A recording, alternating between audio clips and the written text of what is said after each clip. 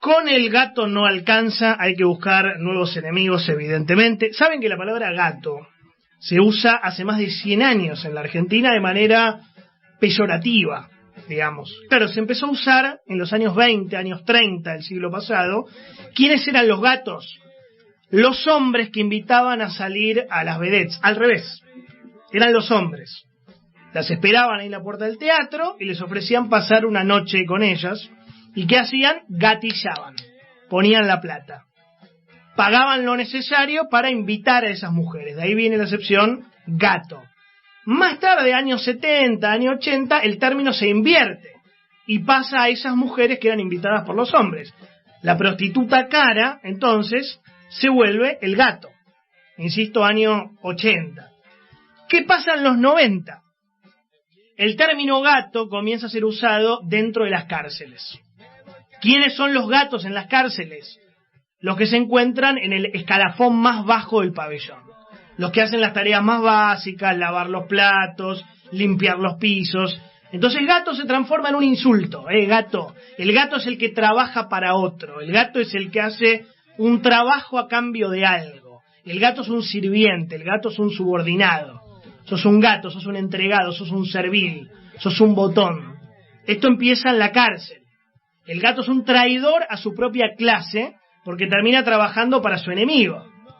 El gato trabaja para el que está arriba, para el que tiene plata, para el que tiene poder. Pues bien, ¿qué intentó hacer Mauricio Macri en los últimos meses con esto de gato? Relajarse y aceptarse como tal.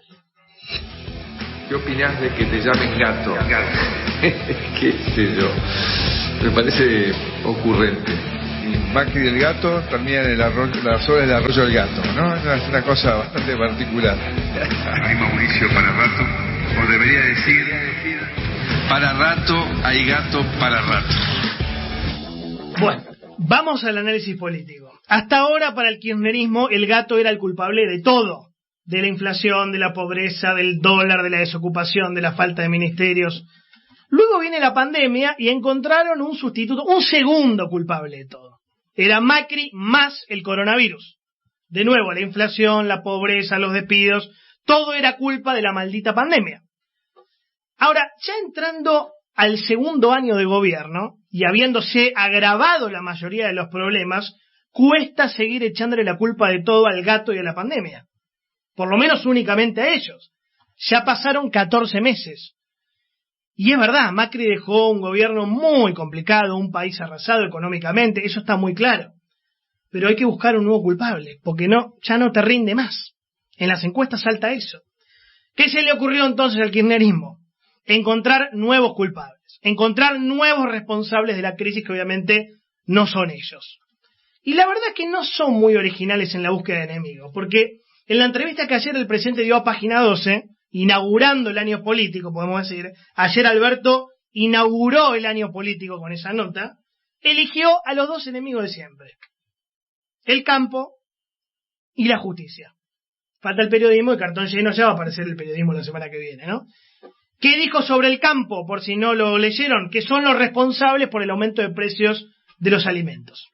Y que está dispuesto a usar las retenciones o los cupos de exportación para que bajen los precios. ¿Qué dijo sobre la justicia, sobre la Corte Suprema?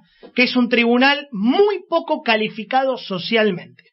Y que si hay justicia en la Argentina, Cristina debería ser absuelta. ¿Quedó claro el mensaje? ¿Te das cuenta que el kirchnerismo no puede vivir sin tener ese enemigo enfrente? No saben hacer política sin confrontar. Ellos, al revés de Clausewitz, consideran que la política es la continuación de la guerra por otros medios. Por lo tanto, el conflicto es inevitable. Es más, el conflicto es necesario. Lo hablamos recién con Babi. Ellos creen en el conflicto como existencia básica de la política. Siempre tiene que existir un otro, un enemigo, al cual echarle la culpa de las cosas que ellos no saben resolver. Inflación. El gobierno nunca va a reconocer que la emisión pavorosa que hicieron el año pasado con la pandemia es la que aceleró el aumento de precios. Nunca te lo van a decir. ¿Quién tiene la culpa? El campo. Los exportadores de carne, de trigo, de soja, de manual. Corrupción. El gobierno nunca te va a reconocer que Lázaro Báez se compró 22 casas y 74 terrenos gracias a los contratos de Cristina y de Néstor. ¿Quién tiene la culpa? La justicia con su lawfare. El enemigo cumple, yo te diría, una doble función. Primero, cohesiona el frente interno. Vamos todos juntos contra los gorilas golpistas. Te abroquela el frente interno. Vamos todos juntos. Y la segunda función de la creación total y permanente del enemigo es que expía los pecados propios.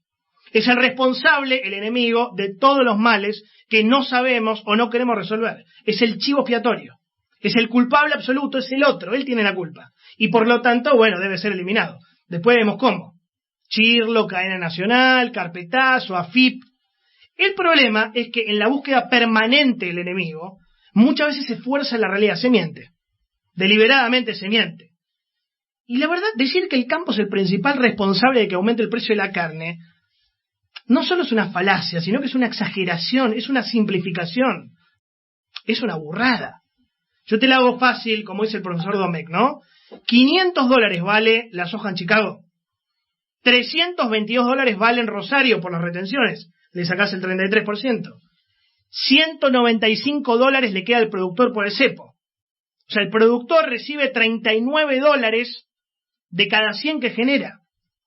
Y no hablemos de costos y los demás impuestos. Es decir, le están pidiendo a un sector de la economía que genera dólares genuinos, que no controla entre el 80 y el 90% de la cadena de valor, que sean los responsables de fijar el precio final de los productos. No sabe, ignoran la cadena de valor. Es raro porque tiene gente que sabe de campo ahí adentro. Basterra no es un ignorante. Ignoran que el gobierno es una máquina de aumentar las naftas y eso repercute en el precio del pan. Ignoran la enorme diferencia que hay entre el precio de origen y el precio en góndola. Vayan a came.org.ar y vean. Zanahoria en origen, 7 pesos. Zanahoria en góndola, 67. Vean por qué hay 800% de diferencia. Piensen por qué al productor de 67 pesos le quedan 7. Piensen en la manzana. En góndola 183, en origen 13,50. 1260% de diferencia. Piensen por qué en lugar de decir campo malo, feo, tonto, golpista, gorila. Berenjena en origen 21 pesos. En góndola 100. 370% de diferencia. Piensen por qué, dónde está, quién se la queda. No hace falta ser ingeniero agropecuario para saber esto. Cualquiera en Argentina sabe que los productores no son los grandes formadores de precios. Salvo que no se quieran pelear con los amigos supermercadistas y hagan este show de le aviso a Carrefour que voy a ir y después, como hizo Biondi el otro día en Twitter, ¿no? Le avisamos a Carrefour que vamos a ir a controlar. Un fenómeno, Biondi. Para el relato, para el cuentito, para la ideología, para la grieta, para fomentar el odio, para encontrar el enemigo, el campo siempre tiene que estar. Entonces se repite este método preferido del kirchnerismo, que es búsqueda, identificación del enemigo. Amenaza, bajen los precios, subo retención. Bajen los precios, pongo cupo. Y después viene la segunda amenaza, que fue lo de Daddy con mi viejo ayer. Cuando Daddy dice, los del campo tampoco van a ser muy felices cuando la muchachada salga a buscar comida. ¡Wow! ¿Usted quiere saqueos, Daddy? ¿Saqueos querés? ¿Qué es cuando la muchachada salga a buscar comida? ¿Qué estás incentivando? ¿Qué estás promoviendo?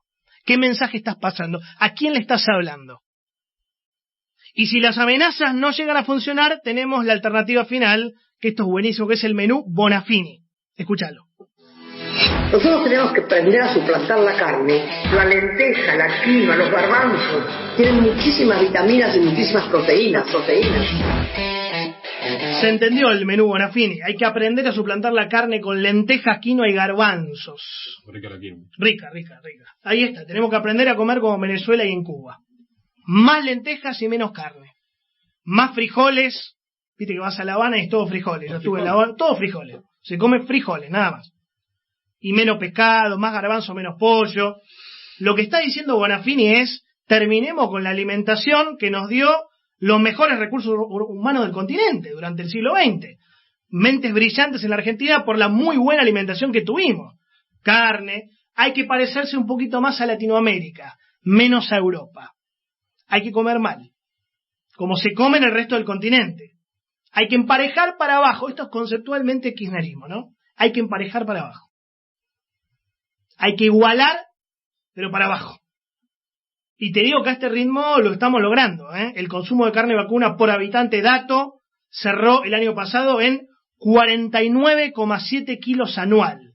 Nivel más bajo de los últimos 100 años. Estamos logrando el menú Bonafini, ¿eh? Lo estamos logrando.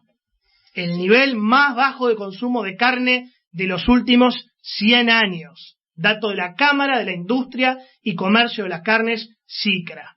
Lo bueno que en un tiempito, como decían ellos, en un tiempito, todo esto va a mejorar. Mirá, problemas tenemos miles todos los días.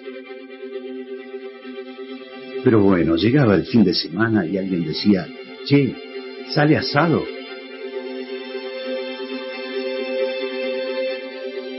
La verdad, empezar a perder esas cosas. Y no estoy hablando de comida. Hacer un asado era algo más. Era invitar a tu casa, que vengan tus amigos, reírte un rato. ¿Para qué laburamos si no? Lo bueno es que en un tiempito todo esto va a mejorar.